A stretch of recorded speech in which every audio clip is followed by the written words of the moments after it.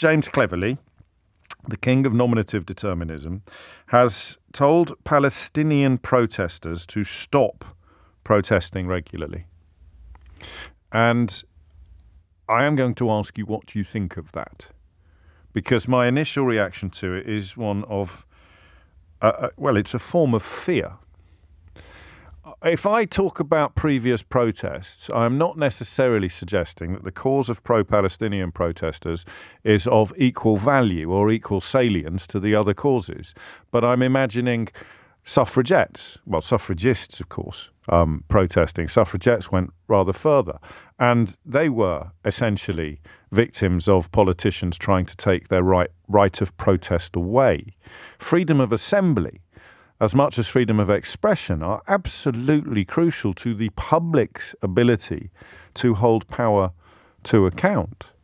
You have, I suppose, apartheid in South Africa as something which the powerful in this country supported and were comfortable with. Most obviously, I think, Margaret Thatcher and her ilk. And yet the importance of protesting against that, whether through marches or boycotts or otherwise, was, I think, in retrospect, pretty close to sacrosanct.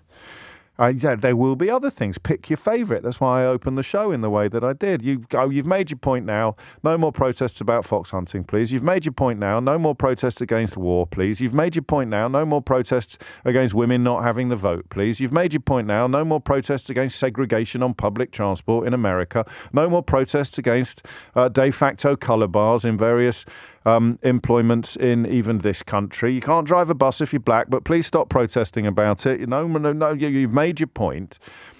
So that's the principle that James Cleverly is taking aim at today. He says, and I quote, "I think the organisers should recognise that they've made their point.